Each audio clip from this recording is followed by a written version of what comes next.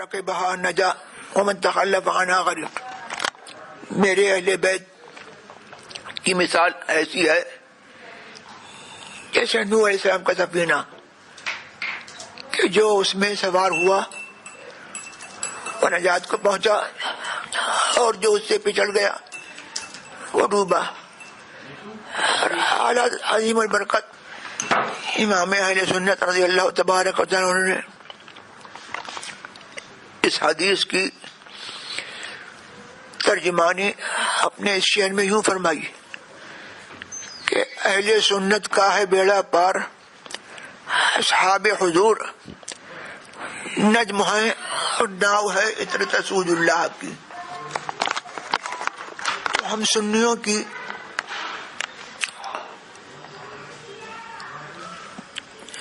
عادت یہ ہے کہ ہم اہل بیت کرام سادات اعظام امام حسن و امام حسین رضی اللہ تبارک و تعالی عنہما کی اولاد امجاد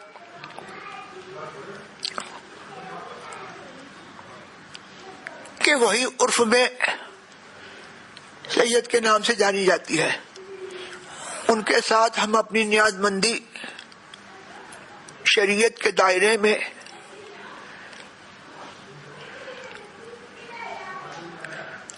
رکھتے ہیں اور ساتھ ہی ساتھ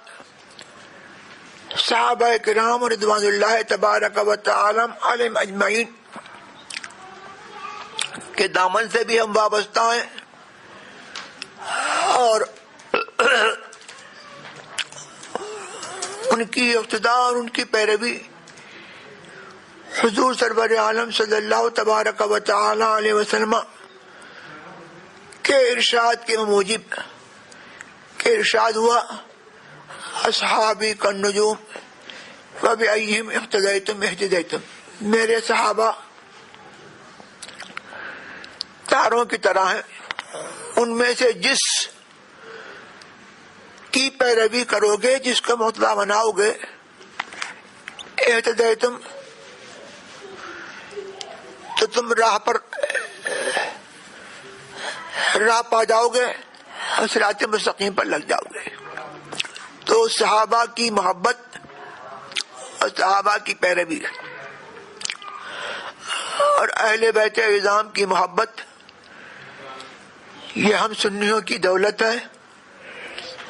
اور ہم سنیوں کے لیے یہ ہماری نجات کا اور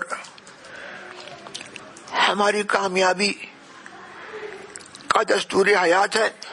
اور یہ دونوں باتیں ہماری کامیابی کی ضامن ہے. اور یہی عقیدہ وہ ہے جو زمانے کے سنی صحیح العقیدہ جس پر گامزن رہے. حضرت زین العابدین رضی اللہ تبارک و تعالی عنہ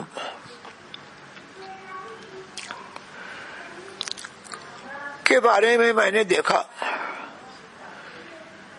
کہ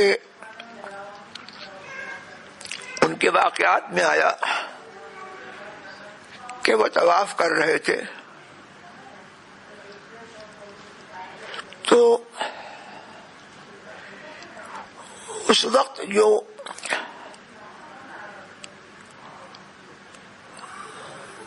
اموی بادشاہ تھا غالباً ہشام ابن عبد الملک یا کوئی اور، اس نے فرزدق شاعر سے کہا من ھذا، یہ کون ہے؟ فرزدق شاعر کو جلال آ گیا اور اس نے یہ شعر برجستہ کہے ما قولک من ھذا بطائرہ العرب تعرف من انکرت والعجم من معشر حبهم دین وبغضهم كفر قربهم منجا ومعتصم اذا رأت قریش قال قائلها الى مکارم هذا ينتهي الكرم ما قال لا قط الا في تشهده لولا التشهد كانت لاؤه نعم. وہ کہتا ہے کہ تم نے پوچھا کہ یہ کون ہے، تو تمہارا پوچھنا ان کو کچھ نقصان نہیں دے گا. یہ تو وہ ہیں کہ جن کو تم نہیں پہچانتے، عرب اس کو پہچانتے ہیں جس کو تم نہیں جانتے، اور عجم بھی جانتے ہیں. یہ اس جماعت میں سے ہے جن کی محبت دین ہے، ایمان ہے، اور ان سے عداوت کفر ہے، اور ان کی قربت اور ان سے نزدیکی نجات ہے،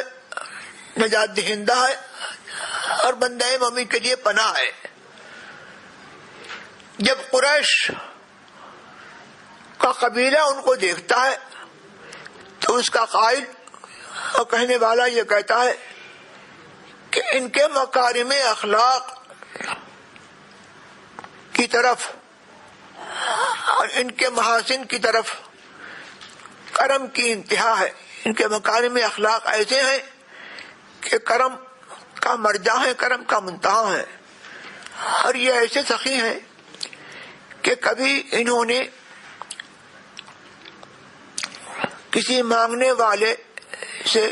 کسی بات میں لا نہیں کہا، نہ نہیں کہا. اگر تشہد التحیات میں جو تشہد پڑھا جاتا ہے، اشہد ان لا الہ الا اللہ، اگر یہ تشہد نہیں ہوتا تو وہاں جو لا ہے وہ بھی ہاں سے بدل جاتا ہے، کی لا بھی وہ نہیں ہوتی، نام ہوتی. اور یہی شعر حضور سرور عالم صلی اللہ تبارک و تعالی علیہ وسلم کے